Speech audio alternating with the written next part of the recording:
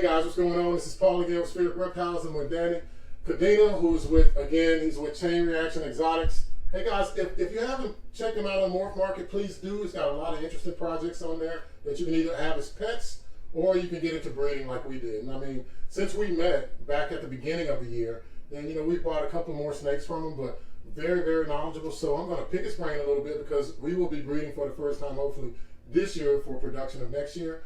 So I have some breeding questions that I've already kind of asked him and kind of prepped him for, and he's going to answer those. And if you have any comments, please let us know. And again, I'll pass those on to him, and then I can hopefully learn from you as well. But without anything else, guys, let's take a look.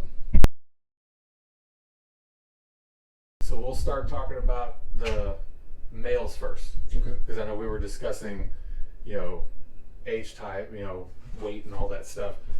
And I had like I was telling you earlier, my buddy was like, "Don't be afraid to pair a 600-gram male, with the female." And my rule of thumb that I do is I wait till they're a year, at least a year old.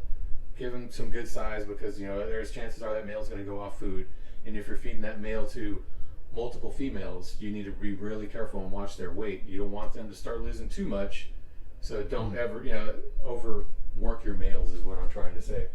So when it comes time for the male, we start pairing in October, the 1st of October, maybe the last week in September, but usually last week of September, early October is when we start introducing the male to the female to stimulate that follicle growth. That's just how, again, this is how I do it. Is it the right way, the only way? No, it's just how, I do it here. So once that male goes in there, the first time, I'll mark it, write it down, like, okay, it's pairing, and I'll check the next day, and if I see a visual lock, they'll stay in there until they're done, and then I move them out. If I don't see a lock, I'll come back and check the next day. After 48 hours, if they haven't locked, the male comes out, and I'll leave them alone.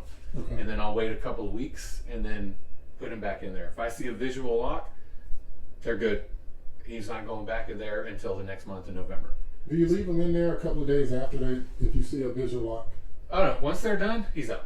Once they're done, he's out. I'm putting him back in his tub, and then usually once he's done and he goes back in his tub, that's when I'm offering him a meal, because he's already putting his work in. He's gonna be a little hungry, so that tends to work for me to keep them feeding. Okay. Does it work all the time? No.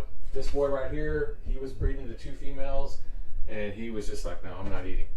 So I started watching his weight, and he went down to he went down about 750 grams. So when he did that, I stopped pairing him to the second female, because I was like, no, I'm not. It's not worth risking the male. So, and ironically, it was funny. As soon as the pie that he was bred with laid, he started eating right away. So now he's back over 1,000 grams. So watch the weights. You don't want to overwork your male. It's just not worth it. It's not good for the animal. It's take care of them like you would your favorite dog, or they're not just Right. a money pit. It's not just like, here, these are pets too. We care for them. Exactly. So once a month they're going in. I'm recording the locks. So I get a lock in October, cool, done. November, he'll go back in with the female, and then that's when I start watching. So usually around December, then we're getting into January, and then you can start seeing those females build, and it's very noticeable. I don't palpate. I don't have a sonogram. I just can't see justify paying $1,500, $2,500 for a sonogram right now. But this works for us. So I'm watching it, and when I see that female really building, then it's usually around March. They're going off food. Okay. And then usually around March, I'll put them in there. I may get another lock. So you're talking October, November, December, January, February. So that's 5 locks. So they're not the male's not getting overworked. I know people that put them in there twice a month. To me, you don't have to do that. As long as you're seeing that one good lock once a month, by the time spring rolls around and they ovulate, you're good. Their females are going to go. So usually around March, I'll put a male in there, and then you'll see the females like, nope, I don't have anything to do with you. I'm good. So then I know, okay, rejected the male. I annotate that. And then right around that time, they're going off food, and then they're good to go. And it works for us. We did 9 pairings this year and 7 clutches. The one that didn't go, our clown male or female, She hasn't gone in the last 3 years. She reabsorbs every year. Okay. You know, I'll see what I think is an ovulation, but she's a really big girl, so it's, you know, and every other one that went, you can see the ovulation. I mean, it's totally visible. And then obviously the only other one that didn't go was the female that he was breeding to, because he got down to, you know, 750 grams, and I was like, nope, I'm not going to risk. I'm not going to keep putting him. So I was like, nope, we'll revisit that pairing this, you know, winter, this October coming up. Okay. So that's how we do it. That's what works for us. You know, like I said before, is it the right way? Yeah, I mean, for us it works.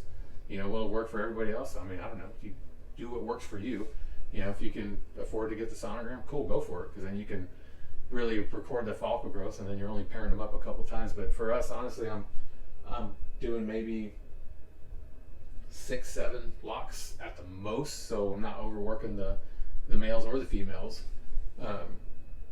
And yeah, we've had some pretty good success. That's great. I hope that you enjoyed this video by Danny Cadena with Chain Reaction Exotics. Hey guys, check them out on Morph Market. And if you have any questions, you know, just leave a comment. If nothing else, like and subscribe. And I hope that this video helps you. Until next time, guys, I'll talk to you later. And thanks for watching.